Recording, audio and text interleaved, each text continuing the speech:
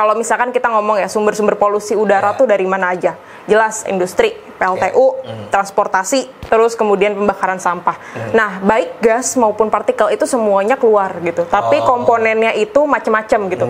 Misalkan di PLTU gitu. Itu kan biasanya nanti akan keluar CO2 ya. Terus kemudian keluar juga partikel. Tapi komponennya itu ada macam-macam. Nah, waktu itu sempat kayak gue baca ya. Jadi di transportasi itu mereka justru NO2-nya yang lebih banyak gitu. Tapi ada PM 2,5-nya juga, dan sebenarnya semua polusi udara tuh nyampur gitu loh jadi satu gitu.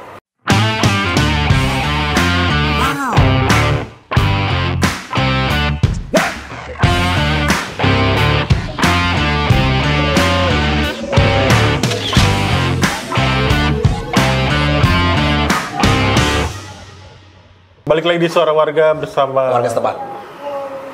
Bersama gua di sini sih. Ya selalu, udah lanjut enggak? Ya di channel Sekolah Politik dan Komunikasi Indonesia. Kita sekarang udah mulai nih. Lah, gimana sih? Udah mulai dulu, ulang. Si anjir. Balik lagi warga setempat di Suara Warga bareng Siapa yo? Kalau nggak tahu ya, kenalan. Silakan perkenalkan diri, Mbak. Parah banget, Anda tidak prepare. Tadi saya meeting soalnya. Oh ya. Nggak sempet. Ini briefing. Novita, dia co-founder dari Bicara Udara, bro. Bicara Udara. Ini aneh, orang bicara sama orang ini kenapa bicara sama udara nih? Iya, gue takut diracun di udara. Itu lagunya RK kan? Iya. Wow. Wow. Sedikit cerita kenapa lu jadi gugup gini dah? Ayolah, cerita dulu. Iya, cerita. Ya, lu kesibukan lu apa sekarang? Lu siapa? Oke, gue Vita, gue junior lo di Politik UI, angkatan 2012. Nanti kan bisa di-cut kan. Terus habis itu gue sekarang lagi ngebuat satu komunitas atau gerakan namanya Bicara Udara. Nah, Bicara Udara ini kita fokus untuk melakukan edukasi dan menyebarkan pentingnya dari dampak dari polusi udara. Karena fokus kita tadinya mau di Indonesia nih, tapi akhirnya makin kesini kita makin sempit dulu ke Jakarta, karena Jakarta ini merupakan kota paling berpolusi sedunia gitu. Kalau lihat kemarin bulan Juni itu ada kayak headline-nya di mana-mana lah, Jakarta kota paling berpolusi sedunia. Terus kalau ngomongin data tahunan EQR tahun 2021 Jakarta itu peringkat pertama di Asia Tenggara, dan kalau di dunia tuh di peringkat 17. Jadi memang fokusnya ke isu polusi udara, karena polusi udara ini nanti dampaknya selain ke lingkungan juga, itu yang lebih penting adalah ke kesehatan publik. Kenapa nggak gabung Walhi aja sih? Kenapa lu harus bikin satu channel baru, satu komunitas baru lah ya istilahnya? Apa pentingnya satu komunitas baru itu buat menanggulangi keresahan lo terhadap udara ini gitu misalnya? Oke, kalau mau ditanya kenapa komunitas baru, sebenarnya ini tergantung cara pendekatannya gitu. Karena nggak semua orang akan menerima pendekatan yang ekstrim gitu. Jadi kita mau coba ngebuat komunitas, tapi kita nggak menutup kemungkinan untuk kerjasama lah ya dengan siapapun. Kita bekerja sama kita kerja sama Greenpeace, kita kerja sama Yes Indonesia Cerah. Tapi kalau di kita memang fokus untuk ke hal-hal yang sebenarnya kita mencoba membawa isu ini lebih tone-nya lebih netral. Nggak netral juga sih, tapi sorry gue lupa. Kita mau mencoba buat membawa isu ini dengan paling mudah dimengerti sama masyarakat gitu loh. Karena kalau kita ngomongin polusi udara tuh kompleks gitu loh. Ini kayak gini. Tapi apakah masyarakat ini tahu dengan hal yang lebih membumi lah gitu. Itu gue bisa perhatiin sih dari IG-nya Bicara Udara gitu ya. Lo bikin kayak hal-hal keseharian, akhirnya naik kepada konteks. Maksud gue, apakah emang itu segmennya masyarakat secara umum atau ada hal tertentu emang lo targetin gitu, entah anak muda, perempuan atau apa gitu? Oke, jadi sebenarnya polusi udara nih, gue kasih tahu nih konteks polusi udara apaan sih gitu kan. Tadi ada yang banyak ngomong polusi udara nih karbon, polusi udara tuh partikel. Jadi polusi udara itu ada dua bentuknya lah jenisnya. Satu berbentuk gas, satunya lagi berbentuk partikel. Nah, biasanya kalau yang gas ini kayak sulfur dioksida, terus CO2, terus habis itu macam-macam lah ya yang kita sering dengar. Terus kalau yang partikel ini PM 2,5. Nah, biasanya kalau yang isu berbentuk gas, ini tuh pasti akan larinya ke lingkungan gitu. Umumnya akan ke lingkungan ya. Makanya sempat dibilang ada carbon offset dan lain-lain gitu. Itu karena konteksnya ngomongin efek rumah kaca dan lain-lain. Tapi kalau misalkan yang partikel PM2,5, PM10 itu tuh dampaknya tuh ke kesehatan karena ternyata riset membuktikan bahwa PM2,5 kalau masuk ke tubuh kita itu bisa memicu penyakit yang berhubungan dengan kardiovaskular dan ini sebenarnya kena di semua jenjang umur ya, dari ibu hamil, kemudian dari anak-anak, terus kemudian dewasa dan lansia gitu. Jadi konteks itu yang perlu dikasih tahu dari awal gitu. Dan untuk targetnya sendiri kita tuh targetnya memang lebih banyak pertama ke parents, ke orang tua yang punya anak-anak di bawah 10 tahun. Terus kedua itu ke anak-anak muda. Karena biasanya kan anak-anak muda ini semangat membara untuk membicarakan isu-isu yang strategis kayak gini, kayak gitu. Ngomongin isu udara sambil ngerokok gitu. Sambil nge-vape. Enggak, maksud lo gini, tadi mungkin ada berapa orang yang rada sulit untuk mencerna yang tadi lo bilang ya sebenarnya. Sebenarnya kalau yang gas itu biasanya dia keluar dari apa? Terus yang partikel sumbernya dari apa? Kasihan anak ini kimianya jelek. Iya lagi bener lagi. Gue gak masuk IPA gara-gara kimia gue jelek lagi. Iya, kita cuma jago campur minuman aja. Oh oke. Jadi sebenarnya semua, jadi gini, kalau misalkan kita ngomong ya sumber-sumber polusi udara tuh dari mana aja? Jelas industri, PLTU, transportasi, terus kemudian pembakaran sampah. Nah, baik gas maupun partikel itu semuanya keluar gitu. Tapi komponennya itu macam-macam gitu. Misalkan di apa namanya di PLTU gitu. Itu kan biasanya nanti akan keluar CO2 ya. Terus kemudian keluar juga partikel. Tapi komponennya itu ada macam-macam. Nah, waktu itu sempat kayak gue baca ya. Jadi di transportasi itu mereka justru NO2-nya yang lebih banyak gitu. Tapi ada PM2,5-nya juga dan sebenarnya semua polusi udara tuh nyampur gitu loh jadi satu gitu. Ngerti nggak? Mudah dicerna sebenarnya. Tapi kok kayaknya mukanya nggak. Lebih ke arah berarti intinya ya pokoknya yang jadi asap aja. Ya jadi asap itu nyampur semua jadi satu. Ya maksudnya gitu. Mau itu istilahnya apa tadi sebutannya yang pertama apa? Gas atau partikel kan.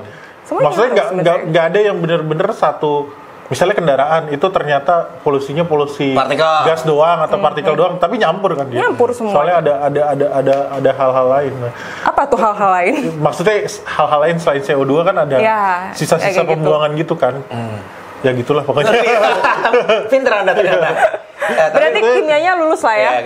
Tapi bicara soal polusi udara ya, maksud gue kan lo ngomong bicara udara, tapi gue pengen tahu sebenarnya emang udah tingkat kesadaran kita sama udara tuh udah bagus apa belum sebenarnya? Apa sebenarnya masyarakat ya bodo amat sama gerakan lo gitu? Oke. Ini pertanyaan yang sulit ya. Jadi kita mau ngomongin dari data mana nih? Selalu lah. Okay. Gak tahu gue. Jadi gue coba nih bikin waktu itu gue coba iseng riset pakai Google Analytics dan ngomongin apa ya berapa banyak keyword yang dicari ketika polusi udara. Itu sekitar volumenya itu sekitar 6.300. Sedangkan kalau ngomongin sampah plastik itu udah 15.000 gitu. Itu kan sebenarnya kan kelihatan dari situ ya. Isu plastik adalah isu yang sebenarnya kita bisa kelihatan gitu sampah plastik. Sedangkan kalau udara ini dia tuh kayak nggak kelihatan, tapi dia tuh diam-diam mematikan gitu.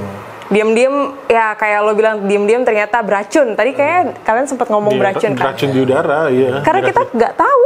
Silent killer. Ya. Itu jangan-jangan karena kita belum kayak Kalimantan dulu kali, yang sampai kebakaran hutan yang benar-benar nggak bisa ngelihat sampai jarak pandang pun rendah gitu.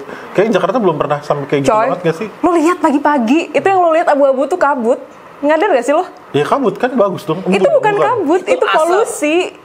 Masa sih? Berarti lo nggak tahu ya kalau kabut tuh biasanya ada di daerah-daerah yang dingin, dataran tinggi. Nah itu kabut. Emang Jakarta dingin? Dingin sih, tempat gue deket Depok. Kalau pagi masih banyak pohon coy. Nggak. Tadi gue sempat kita di luar frame, lo bilang bahwa polusi udara paling tinggi di Jakarta itu di pagi hari. Itu kenapa tuh? Oke, kenapa? Jadi gini, polusi itu ternyata bisa bergerak dipengaruhi oleh angin. Nah, kalau pagi-pagi, jadi kalau malam sampai pagi lah ya, sekitar jam 11 tuh, itu kan biasa udah nggak ada angin kan, terus udaranya lembab. Nah itu tuh istilah gampangnya tuh ngumpul di bawah di atmosfer sini gitu. Sedangkan ketika nanti udah mau masuk jam 12, terus habis itu makin sore, itu kan udah mulai banyak angin. Nah itu mulai kayak kesebar, belum lagi ada angin laut, angin darat ya, lo belajar lah itu soal hal-hal kayak gitu. Belajar kan SMA? Belajar, alhamdulillah. Kayak gitu. Jadi memang pas pagi hari itu justru polusi udaranya itu paling tinggi karena dia itu menggumpal gitu loh di sini gitu. Dan kita kan kayak selalu berpikiran, oh oke, polusi pagi-pagi tuh kita waktunya olahraga. Terus habis itu karena nggak ada polusi udara karena nggak ada motor, mobil. Tapi ternyata tadi sumber polusi udara tuh nggak cuma dari transportasi gitu. Di Jakarta sendiri bersumber dari apa aja berarti? Oke. Kalau misalnya di ranking tuh paling parah di Jakarta apa? Industri, PLTU. Industri. Lah PLTU paling deket apa? PLTU. PLTU paling deket di mana? UAP kan? Batubara coy. Oh, di mana? Emang kita deket sama PLTU? Di Jawa Barat. Terus di Banten. Oh, emang Jadi, nyampe sini? Nyampe, jadi ada riset tahun 2020 atau 2021 dari CREA namanya, itu ada namanya transboundary pollution. Cielah, susah nggak bahasanya? Kelihatan keren nggak? Ya itu sih, tapi kan sama aja kayak warga Malaysia marah-marah gara-gara hutan kita kebakaran mereka yang exactly, itu kan. that's the point. Transboundary pollution itu, lo jaraknya 30 km, itu tuh bahkan bisa tetap masuk gitu loh. Jadi walaupun kelihatannya nih ya Jakarta nih Jakarta tuh dipengaruhi sama industri-industri di sekitarnya dan ada angin yang masuk, akhirnya ada namanya transboundary pollution itu gitu. Nah terus kemudian yang kedua tuh transportasi gitu. Nah kalau kita ngomongin soal kebijakan ya, apalagi kebijakan, kita tuh susah ketika kita mau ngomong oke, Jakarta adalah kota paling berpolusi, tapi kan dia administrasinya dia cuma bisa mengontrol hal yang ada di wilayah administrasinya. Kalau misalkan udah masuk ke PLTU yang di Jawa Barat, yang di Banten, itu udah beda administratif kan. Nah makanya sebenarnya kalau Jakarta ini tuh mereka fokusnya ke transportasi. Karena mereka nggak bisa mengkontrol sumber-sumber polusi yang di luar administrasinya mereka gitu. Jadi kalau kalian ngelihat nih sumber polusi di pengeluarannya Pemprov DKI bilang transportasi. Tapi kalau misalkan di riset lain itu dari PLTU. Sebenarnya paling banyak tuh dari PLTU gitu loh. Dari PLTU-nya. Tapi karena itu bukan wilayah administrasinya mereka, akhirnya mereka ngerucutin oke, paling banyak di Jakarta tuh apa? Transportasi gitu. Dan itu udah ada peran pemerintah nggak? Misalnya Anies Baswedan kebijakan untuk mengurusi ini. Oke, ini 10 hari lagi selesai. Ya nggak, biar berapa hari lagi selesai? Nah, lu mau ngarep apa lagi? Lagi kelar juga ya lah. Jadi si Anies ini dia tuh udah timnya tuh udah nyiapin namanya strategi pengendalian pencemaran udara berupa pergub gitu. Tapi Anda pendukung Anies berarti? gue masih netral karena si Anies belum tanda tangan. Berarti belum ada komitmen untuk dikejar dong. Berarti tinggal dikit lagi ini loh. Nah, makanya dari teman-teman semua nih dikejar dong isi petisinya lo langsung gitu, langsung CTA. Iya, jadi mereka sebenarnya kalau ngomongin kebijakan ya dari Perda sendiri itu udah ada Perda nomor 2 tahun 2005 tentang pengendalian pencemaran udara. Oke, dari 2005 tuh malah. Dari 2005. Tapi itu sebenarnya perlu direvisi kan. Nah, kedua si Anies untuk memberikan legasinya lah ya sebagai gubernur, dia punya timnya tuh punya, ayo Pak, kita bikin pergub tentang strategi pengendalian pencemaran udara. Cuma beda strateginya doang. Nah, ini harus ditandatanganin. Kalau misalkan dia nggak tanda tanganin sebelum dia selesai nih, paling nggak kita tujuan selanjutnya adalah ngerevisi si perdanya ini. Gitu. Jadi step pertama paling nggak lo tanda tanganin dulu nih pergubnya, karena di situ udah ada rinciannya. 2005 sama kendaan 2022 beda dong. Iya kan? Semakin parah lah istilahnya, dan menurut gue itu jadi satu hal yang sebenarnya perlu ngomongin lah di kontekstual ini. Dia harus tanggung jawab lah sebelum dia selesai gitu. Jadi jangan jangan memberitakan sesuatu berita kayak habis meresmikan sekolah rendah emisi. Rendah emisi dilihat dari mana? Surya panel atau apanya? Padahal sebenarnya kan rendah emisi nggak cuma itu. Apakah di sekolah yang dia keluarin apakah di sekolah yang dia resmikan dan dirikan ada sensor untuk mengukur kualitas udara? Gimana mau tahu kalau itu rendah emisi? Kayak low emission zone di kota tua aja gitu. Datanya sebelumnya nggak ada, terus tiba-tiba oke, kota tua jadi low emission zone. Terus habis itu pas waktu gue kesana nggak ada tuh sensornya. Gimana kita mau tahu kalau misalkan emisinya rendah di situ? Ya pakai perasaan. Pakai perasaan sama pakai, ya. Nerawang, wah. Kan yang penting Sehat. mobil nggak lewat. Berarti kan nggak ada karbon yang kebakar di situ. Itu kan low emission zone-nya sesimpel itu kayaknya. Iya, nggak padahal sampai sophisticated gitu. itu kayaknya. Makanya kayak, wah gue tuh pengen banget kalau misalkan kita semua lah ketika ngebuat kebijakan tuh based on data, ya nggak sih? Kayak, oke, kita udah pasang nih. Pertama tuh Pemprov DKI itu harus pasangin sensor-sensor dulu gitu. Sensor pengukur kualitas udara, apapun mereknya ya. Apapun mereknya, gue nggak mau men-state gitu. Terus habis itu ketika udah dipasang, baru tuh di zonasi itu kan, mana nih polusi udaranya yang paling tinggi gitu. Kan dari situ kan kelihatan, oke, misalkan di wilayah paling tinggi tuh di daerah let's say di daerah Cakung, Jakarta Timur gitu. Gimana caranya kita ngebuat ini jadi low emission zone? Nah, ketika udah buat low emission zone, terus habis itu kita bandingkan data sebelum dijadikan low emission zone dengan upaya-upayanya dan setelahnya gitu. Ada nggak penurunannya gitu loh? Kan harusnya kayak gitu kan. Basisnya data, terus habis itu dilihat apakah dibuktikan ini menurunkan emisi apa enggak gitu. Gitu sih. Nah ini ngomongin, gue pengen narik ini karena kita sama-sama jurusan ilmu politik, jadi gue mau narik ke arah sana sih sebenarnya. Karena gini, karena masalah udara ini kan kompleks ya, apalagi emisi, carbon trading dan segala macam ya. Sebenarnya ini kalau menurut lo ya, nggak tahu nih. Contohnya kan sampai sekarang Cina kan belum mau tanda tangan apa sih, lupa gue, konvensi yang dia low carbon itu. Intinya kan dia menganggap bahwa sebenarnya kayak gitu bisa-bisaan aja biar kita nggak berkembang gitu. Karena kan nafas pembangunan itu butuh karbon yang tinggi gitu kan bahasanya gitu. Nafas pembangunan tuh butuh pencemaran udara yang tinggi dalam tanda kutip. Ketika lu pabrik-pabrik bekerja pasti mengeluarkan butuh pencemaran lah gitu. Itu sebenarnya hal kayak gini menurut lu hal yang bisa kita amini atau sebenarnya ada cara lain atau gimana menurut lu? Oke, gue mau coba ngambil dari another perspective ya. Jadi ada namanya environment Kuznets curve. Pernah dengar? Enggak lah, belum pernah. Jadi itu adalah kayak kurva ekonomi, di mana ketika pertumbuhannya itu lagi tinggi, biasanya itu dibarengi dengan polusi udara tinggi atau dampak ekonomi, dampak lingkungan yang tinggi gitu. Dampak industrialisasi lah. Dampak industrialisasi. Dan ketika dia tuh bentuk kurvanya kayak gini. Dan ketika dia ada di titik jenuh, dia akan menurun gitu loh. Nah, sebenarnya kalau di negara-negara Eropa, mereka tuh udah ada di sini dan untuk turun. Makanya akhirnya WHO dan lain-lain itu mereka harus ada ESG setiap company. Tahu? ESG kan kayak semacam CSR dan lain-lain company gitu. Gue juga melakukan ESG itu. Ya. Terus habis itu kedua kita balik lagi ke pertanyaan lo yang tadi.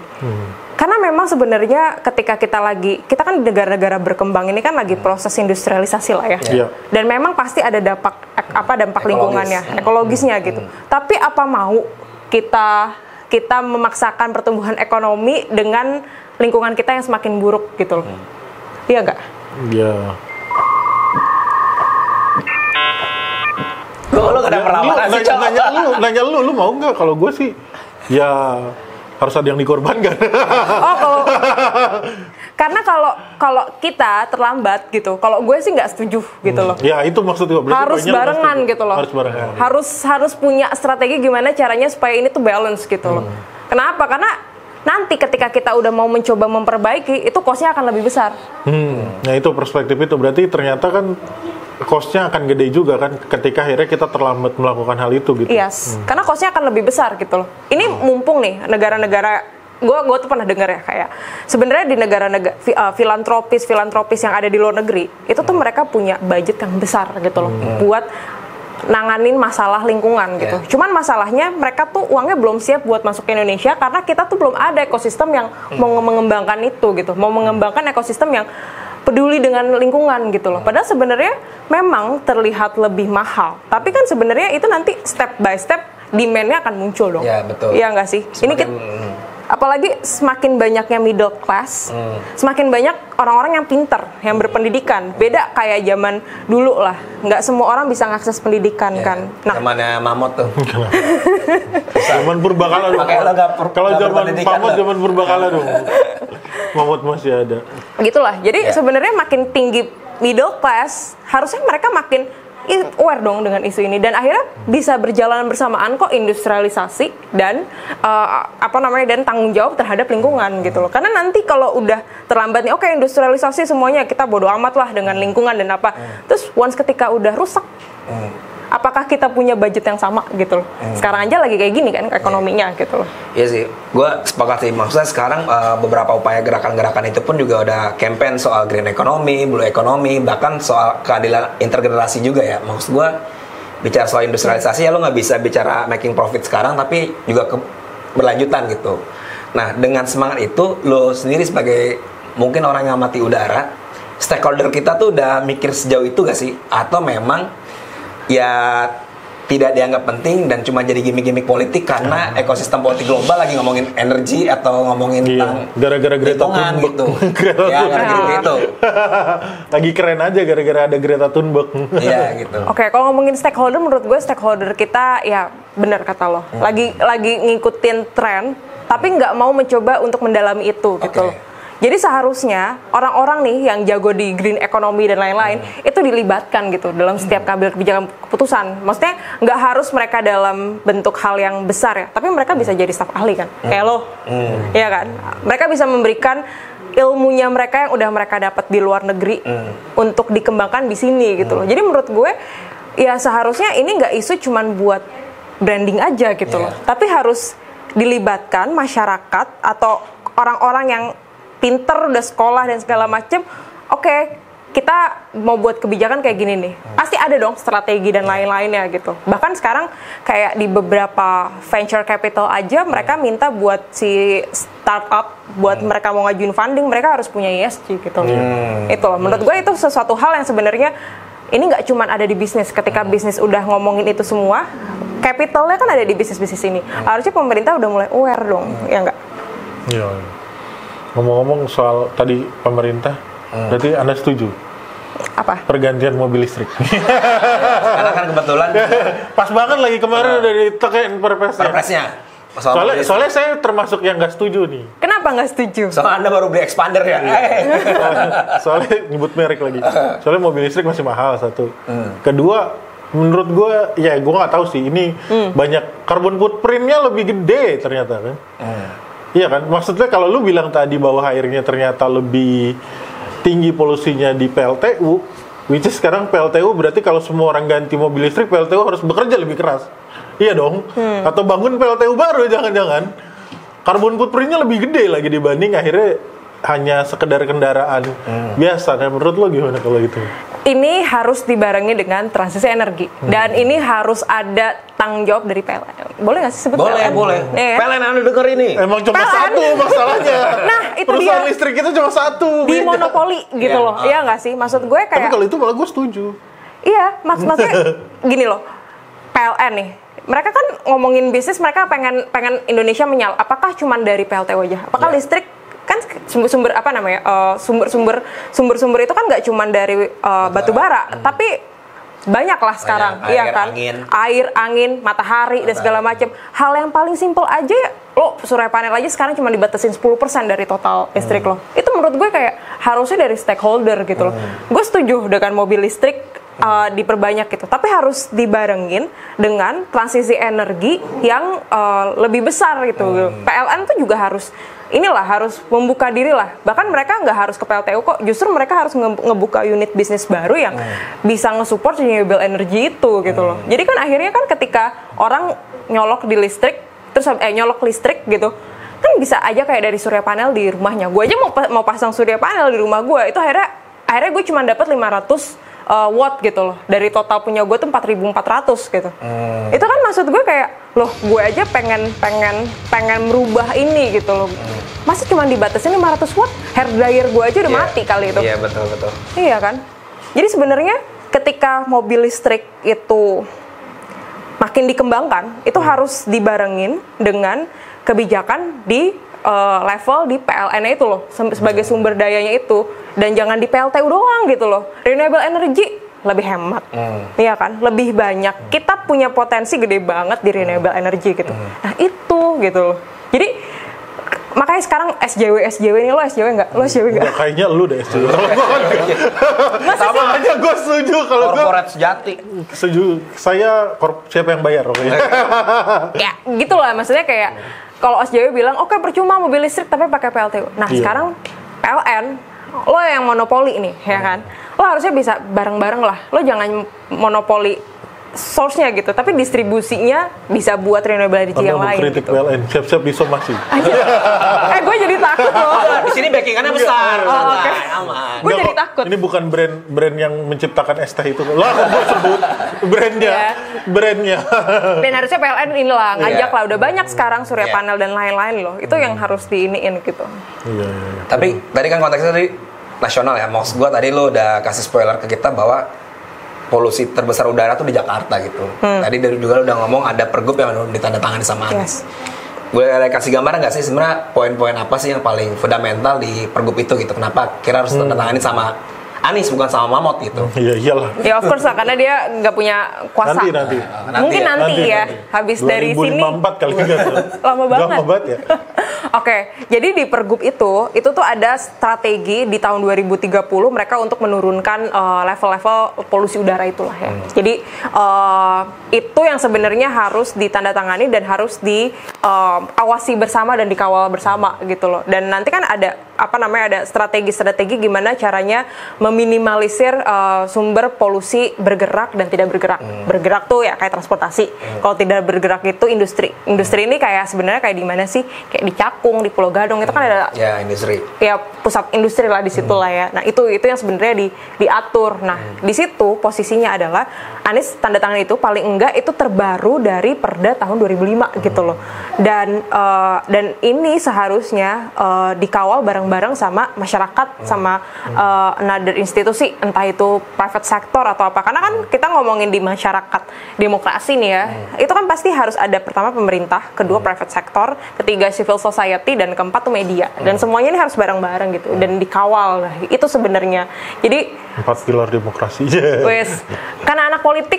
Jadi selalu ingat 4 pilar demokrasi itu, dan itu harus diiniin dong, dan dan harus dilibatkan semuanya. Gue terakhir mungkin kalau lu ngomongin ngomongin hal ini tuh sebenarnya deep down inside tuh lu berharap tuh Jakarta atau Indonesia tuh berubah kayak gimana sih? Kayak, lu punya gambaran nggak sih Indonesia tuh kayak gimana atau Jakarta tuh kayak gimana? Atau mungkin jangan-jangan gambaran lu nanti tercapai ketika ibu kota pindah, jadinya hilang semua. Atau Avatar Eng bantuin kita. Iya, bantuin kita. Mulai udara. Sebenarnya kalau misalkan ibu kota pindah tuh itu jadi topik yang beda lagi ya, dan itu menarik lagi untuk dibahas. Karena literally pindah, benar-benar pindah gitu loh. Penyebarannya pindah. Ada dampak ekonomi dan lingkungan yang diakibatkan kalau misalkan ada perpindahan ibu kota lagi gitu. Dan apa sih sebenarnya yang ada di harapan gue ya sekarang saat ini ya? Itu tadi pertama nih ya, polusi udara itu paling nggak bisa turun lah. Paling pertama polusi udara bisa turun. Caranya gimana?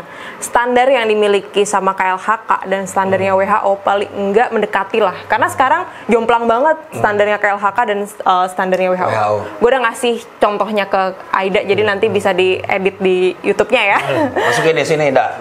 Masukin di sini ya. Oke. Di sini. Nah, ini ada perbedaan kan. Paling nggak harus ngikutin standar yang mendekati lah gitu. Ketika itu udah ada, kedua gimana kita ngontrolnya, ngawasinnya. Sensor-sensor kualitas udara itu bisa ngebuat kita habit lah ya.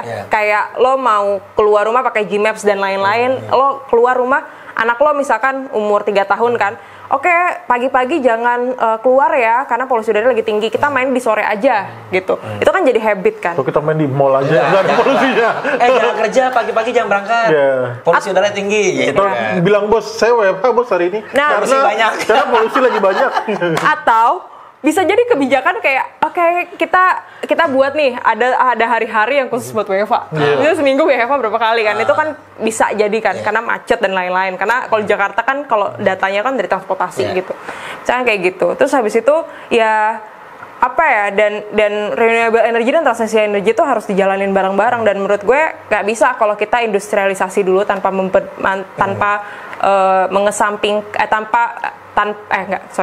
nggak mungkin kita industrialisasi dengan mengesampingkan lingkungan gitu, karena nanti dampaknya dan cost-nya bisa lebih besar nih pada itu. Iya. Oke. Simpulan, Cok. Lu tadi gua udah kan terakhir. Sweet. Nah, anjing lu apa? lagi. Oke, kalau gua simpulan ya gue sih orang yang menganggap bahwa kayaknya gue terlalu taken for granted kayaknya. Iya. Hidup di Jakarta 32 tahun, ya udah gue merasa gue nggak pernah kena apa-apa dan kayak ngerasa ya udahlah Jakarta emang udah polusi dan segala macam. Kesenangan gue kayak cuma wah akhirnya misalnya Metro Mini sama Kopaja cumi-cumi itu udah hilang. Itu aja gue udah seneng. Kenapa Kopaja cumi-cumi? Iyalah, gila lu tahu gak sih cumi-cumi itu, dan gue nggak pernah sadar akan kualitas udara, gue juga rada nggak peduli gitu. Tapi mungkin kayaknya ini hal yang akhirnya harus mulai kita bicarakan kembali gitu. Bukan bicarakan kembali, bicarakan secara konsisten kali ya. Bicara soal udara ini bahwa ya yang lu bilang tadi ini tuh dampaknya banyak dan dampaknya jangka panjang yang mungkin gue baru ngerasain nanti kali ya, umur gue 50 baru gue ngerasain. Aja udah mulai berkerut kena polusi. Iya kayaknya, iya. Lo kayaknya harus botox. Iya, kenapa coba nih botox aja. Ini jangan-jangan semua ini jerawat gue yang gak hilang-hilang ini karena kebanyakan di luar gitu kan. Benar. Itu sih ya, makanya kayaknya bicara udara tuh harus kita lestarikan. Kayak mau punah aja dilestarikan, sedih deh Ya gue. iyalah, kalau orang-orang udah gak ngomongin itu lagi, ya nggak akan ada kebijakan yang bisa kita drive kan akhirnya. Kalau gue sih bicara udara tuh emang bicara soal kecerdasan ekologi sih. Bagaimana kita benar-benar ngerti bahwa nggak bisa yang namanya pertumbuhan tanpa keseimbangan ekosistem kan sebenarnya. Dan apalagi kayak dibilang waktu itu gue pernah ngomong juga, Elizabeth Colbert juga bilang kepunahan kita tuh salah satunya karena ulah manusia nih. Baik di sisi politik, industri maupun di civil society kita, apakah peduli apa nggak soal masalah lingkungan. Terus yang kedua, memang gue sepakat sama Novita nih bahwa bicara soal pertumbuhan industrialisasi itu udah nggak bisa paradigma konflik antara industrialisasi sama lingkungan. Karena menurut gue tuh mensinkronitaskan kedua belah sektor ini, titik equilibriumnya menurut gue ada, tapi memang lagi komposisi sih menurut gue. Kalau gue dibilang sampai wah kita langsung berubah transformasi gila-gilaan, menurut gue juga akan menciptakan ketimpang gila-gilaan juga gitu. Hancurkan semua PLTU kan? Hancurkan, nggak mungkin. Karena ada beberapa orang-orang yang mungkin secara budget ya dia bisa aksesnya kayak gini gitu, yang nggak belum transformasi. Terus yang ketiga memang penting juga sih menurut gue untuk Jakarta, menurut gue sebagai sumber polusi terbesar ini menjadi semacam benchmark kali ya bagi pengembangan ke depan. Kalau misalnya memang Jakarta udah mentok nih pembangunan di sini, mulai peduli lingkungan, tapi kalau daerah-daerah lain menurut gua mumpung belum mentok di titik equilibrium tertinggi polusi, ya mulai membenahi diri, karena menurut dari kata lo itu jauh lebih murah sebenarnya kan ketimbang menanggulangi. Paling itu sih.